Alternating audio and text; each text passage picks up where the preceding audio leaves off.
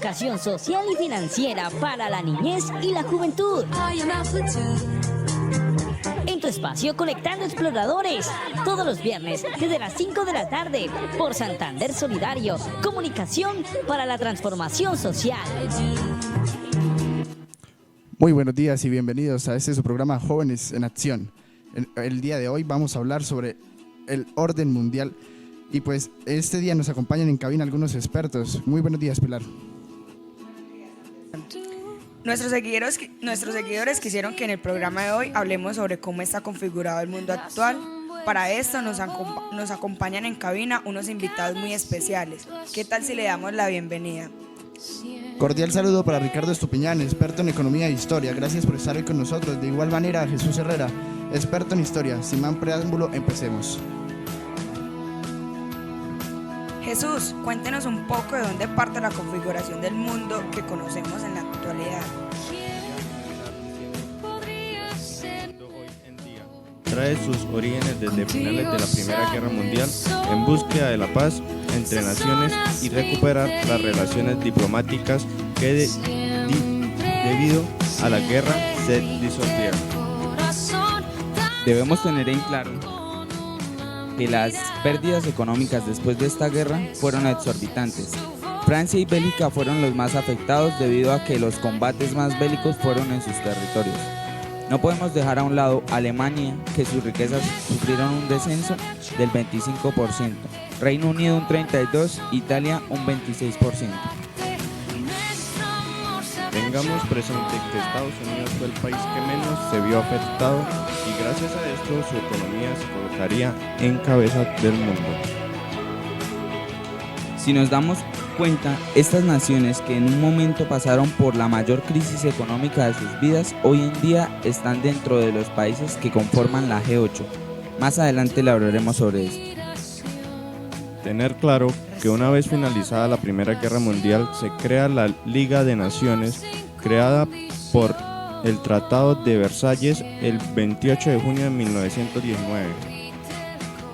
Tengo entendido que la Sociedad de las Naciones consiguió algunos éxitos en su labor, ayudó a solventar pacíficamente algunos conflictos en el periodo inmediato de la posguerra y tuvo su apogeo en el periodo 1924-1929. Sí, durante este periodo se firmó el Tratado de Locarno de 1925, se produjo el ingreso de Alemania a la sociedad en 1926 y se firmó el Pacto Briand-Kellogg's en 1928. Pero la felicidad no duró mucho. Cuando la situación internacional se enturbió tras la depresión de 1929, la Sociedad de las Naciones se mostró totalmente incapaz de mantener la paz. Tenemos que ir a un breve receso, pero al regresar Tendremos comunicación con el columnista y analista político del New York Times en español. Así es, Pilar, se trata de Jorman Ortiz, que nos va a estar acompañando durante una parte de este programa. Ya volvemos.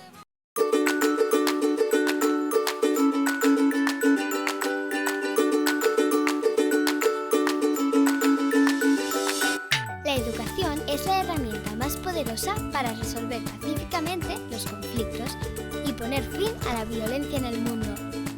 La educación es el camino para construir sociedades tolerantes, justas y de acogida. Es la única forma de garantizar nuestro presente y nuestro futuro, porque la educación nos permite soñar y llegar cada vez más alto. Participa en la Semana de Acción Mundial por la Educación, del 23 al 29 de abril, entrando en cme-espana.org. La educación, el camino hacia la paz. Deja tu huella. Aprendamos juntos sobre la educación social y financiera para la niñez y la juventud. En tu espacio Conectando Exploradores, todos los viernes desde las 5 de la tarde por Santander Solidario, comunicación para la transformación social. Estamos de vuelta, queridos oyentes. Démosle un saludo muy especial al profesor Jairo Franco, fiel seguidor de nuestro programa.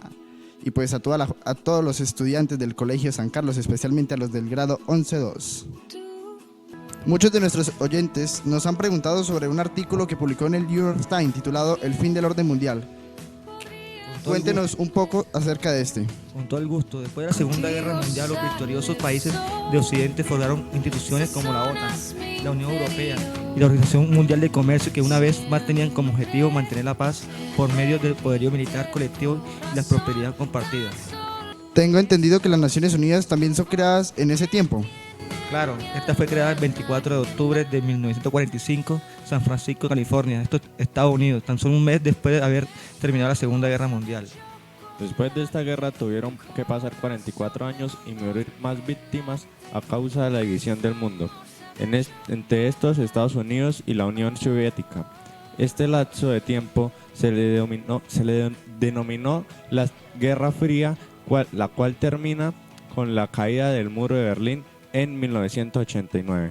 Hoy en día tenemos problemas y dudas que va a ser el futuro de muchas naciones que dependen de una potencia como los Estados Unidos, en cabeza de su presidente Donald Trump, el cual ha implementado políticas encaminadas al bienestar de su nación sin importar qué tenga que hacer con los demás, entre muchas políticas más las cuales afectan la economía y la estabilización de pequeños países. Jorman, muchas gracias por acompañarnos en este programa, a pesar de los problemas de comunicación, y pues esperamos volverlo a tener en nuestro set. Muchas gracias por tenerme en cuenta para este gran programa. Vamos a un corto y al regresar Hablaremos sobre qué es la G8, quiénes la conforman y muchos datos más.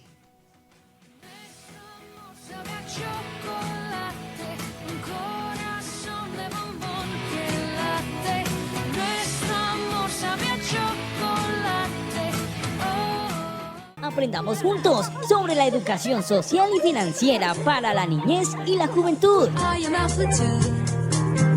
En tu espacio Conectando Exploradores, todos los viernes desde las 5 de la tarde por Santander Solidario, comunicación para la transformación social.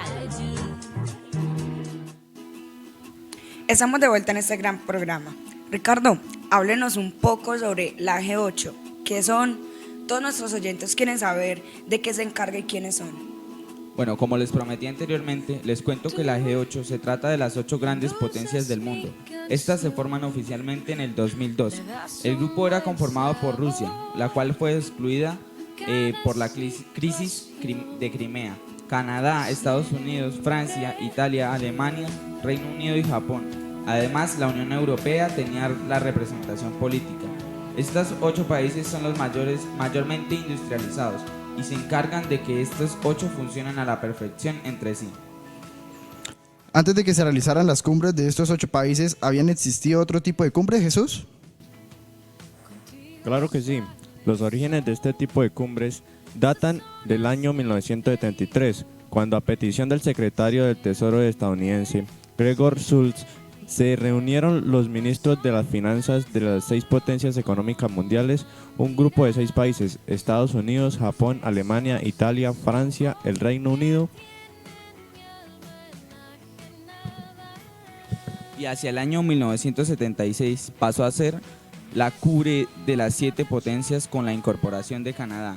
En el año 2014, y a raíz de la tensión provocada entre las principales potencias occidentales y Rusia, por la declaración de la independencia de Crimea y Ucrania y su posterior incorporación a la Federación Rusa, los antiguos miembros de la G7 acordaron no reunirse en Rusia y reunirse alternativamente en Bruselas, declarando que no habría más encuentros con Rusia en el contexto de la G8 hasta nuevo aviso.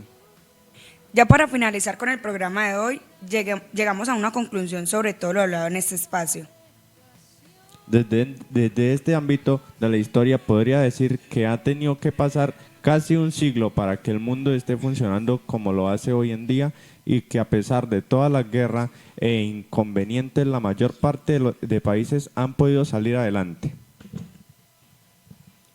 La economía de un país en un poco tiempo puede caer en ruinas absolutas en búsqueda de intereses propios. Otra cosa es que nuestros oyentes se pudieran dar cuenta que el mundo se mueve bajo el orden de 8 grandes potencias que se encargan de cada país, esto con un nivel de bienestar óptimo, y por el contrario, ellos sigan siendo la cabeza de la pirámide. Muchas gracias a nuestros invitados por aclarar ciertas dudas que surgen de un tema tan controversial como este. A continuación, el artículo completo del New York Times que habla más a fondo sobre el orden mundial actual. Primero vamos a un corte de comerciales y al volver.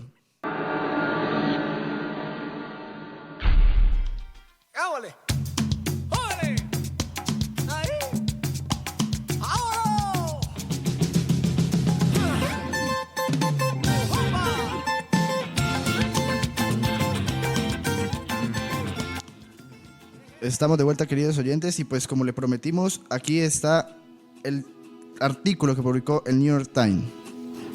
Es el fin del orden mundial que conocíamos. Londres. Se suponía que la historia no tomaría este rumbo. Después de la Segunda Guerra Mundial, los victoriosos países de Occidente forjaron instituciones, la OTAN, la Unión Europea y la Organización Mundial del Comercio, que tenían como objetivo mantener la paz por medio del poderío militar colectivo y la prosperidad compartida. Promovieron los ideales democráticos y el comercio internacional, al mismo tiempo que invirtieron en la noción de que las coaliciones eran el antídoto para el nacionalismo destructivo.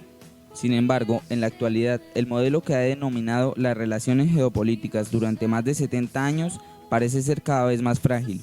Un arrebato nacionalista está desafiando sus principios y algunas de las mismas potencias que lo construyeron lo están atacando, en particular Estados Unidos bajo el mandato del presidente Donald Trump. En lugar de tener estrategias comunes para resolver problemas sociales, desde disputas comerciales, pasando por la seguridad hasta el cambio climático, los intereses nacionales se han vuelto prioridad. El idioma de la cooperación multilateral se ha ahogado en llamados esfuerzos de la solidaridad tribal, tendencias que han clasificado las ansias económicas. Hemos presenciado un tipo de respuesta negativa a la democracia liberal, comentó Amandine Crespi, una politóloga de la Universidad Libre de Bruselas, en Bélgica. La masa de gente siente que la democracia liberal no la está representada de manera apropiada. Dentro de una Casa Blanca turbia, en tanto alboroto, en semanas recientes ha quedado demostrado que los nacionalistas han arrebatado el control de sus pocos pares globalistas. Gary Cohn, el egresado de Goldman Sachs, se aseguró que Trump sobre la política económica se ha ido. Peter Navarro, el asesor comercial, que se opone en una estrategia china, ha ganado influencia desde entonces. Trump ha provocado antagonismo entre aliados cruciales para el medio de aranceles de acero, aluminio, mientras aumentan las posibilidades de una guerra comercial en China. Estados Unidos está lejos de ser la única potencia que está atacando los cimientos del orden mundial de la posguerra. El Reino Unido está abandonando la Unión Europea, con lo cual da la espalda al proyecto cuya existencia misma es una expresión de fe en que la integración disuade las hostilidades. Italia acaba de encumbrar dos partidos políticos populistas que alimentan un resentimiento histórico en contra del bloque. Polonia y Hungría, países que en algún momento eran percibidos como triunfos de la democracia que florecían en el terruño postsoviético, han encadenado a los medios, han reprimido reuniones públicas y han atacado la independencia de sus sistemas judiciales. En este surgimiento de los arrebatos autoriales ha debilitado un impulso central de la política europea que no se veía desde el fin de la Guerra Fría. Se suponía que expandir la OTAN, la UE, mediante la excepción de naciones de Europa del Este, iba a provocar que los recién llegados adoptados de valores de democracia liberal de sus socios miembros. La cosa sucedería de otra manera. China ha utilizado su poder económico, en el cual se acentuó con su ingreso a la OMC en el 2011, para reforzar la autoridad de un Estados Unidos que sigue bajo control del Partido Comunista. Esto también ha frustrado la esperanza que la integración de China a la economía global provocara su democratización. Además, Rusia, que entró a la Organización de Comercio en 2012, ha intensificado una política extranjera que se centra en la confrontación. Para cualquiera que aún crea que la democracia liberal es la consecuencia inevitable del progreso humano, un resultado que estimularon las instituciones de la posguerra. Estos sucesos han demostrado que ser una respuesta aleccionaria. Estamos regresando a la política del gran poderío, afirmó Derek Schiller, quien fue embajador de Estados Unidos en Finlandia durante el gobierno de Clinton y director Mackinnon Centro for Global Affairs de la Universidad Occidental en Los Ángeles. Las causas de este giro varían de país en país, pero el elemento común es la desconfianza pública en las instituciones en medio de una sensación de que las masas han quedado de lado. En Estados Unidos y el Reino Unido, la clase trabajadora ha padecido el desempleo y un déficit en la calidad de vida, mientras los líderes del gobierno han formulado políticas para enriquecer a las élites. Más acuerdos comerciales, menos restricciones a los banqueros. Las economías de estos países se han apuntado gracias al comercio, pero no ha habido una filtración suficiente de ganancias hacia la clase trabajadora. Aunque China ha violado las reglas comerciales a subsidiar empresas que son propiedad de estados y robar innovaciones inversionistas extranjeros, el comercio a lo largo del Pacífico ha levantado la economía estadounidense. Sin embargo, los líderes de Estados Unidos no han logrado proporcionar capacitaciones para empleos ni brindar otros programas que podrían haber amortiguado el golpe que recibieron las comunidades perjudicadas con las exportaciones. El presidente Harry Truman firma la entrada de Estados Unidos a la OTAN en 1949, la expansión del pacto a las naciones europeas después de la Guerra Fría. Tenía la intención de motivar a los recientes llegados a adoptar valores democráticos liberales. Mucha gente en Europa y Estados Unidos nos han beneficiado mucho del crecimiento económico, generalizando durante las últimas décadas, y es normal que sean escépticos de las políticas y los líderes del momento, comentó Douglas, decano de la Escuela de Gobierno John F. Kennedy de la Universidad de Harvard. Pero la solución no es desechar el orden liberal, es complementarlo con políticas gubernamentales que permitían a la gente recibir una parte de los beneficios. En Europa, la disposición de Trump a despreciar las reglas comerciales se ha combinado con su denuncia al acuerdo a la denuncia del Acuerdo de París y su apoyo ambiguo a la OTAN, lo cual ha generado cuestionamientos sobre la fiabilidad de Estados Unidos. Estados Unidos siempre percibió como una fuerza estabilizadora dentro del orden mundial posterior a la Segunda Guerra Mundial, señaló Crispy de la ULB. Desde una perspectiva europea, el impacto llega porque Estados Unidos ahora se percibe como una fuerza desestabilizadora, igual que Rusia, y la ironía es que China parece más moderna gracias a esta situación. Las instituciones que se crearon después de la Segunda Guerra Mundial nunca han dejado de ser criticadas y siempre ha habido momentos que no han estado a la altura de la retórica idealista. Desde hace mucho tiempo, el Fondo Monetario Internacional ha provocado críticas por complacer a la clase inversionista mientras impone la austeridad a la gente común y corriente en países afectados por la crisis. Los acuerdos comerciales se han diseñado para fomentar los intereses especiales de grupos con conexiones políticas. Las agrupaciones sindicales han acusado a la Unión Europea de haber tenido una obsesión insalubre por evitar déficits presupuestales a costa de empleos. Las convicciones democráticas no han evitado que Occidente deje apoyar regímenes autoritarios en beneficio de sus propios objetivos estratégicos.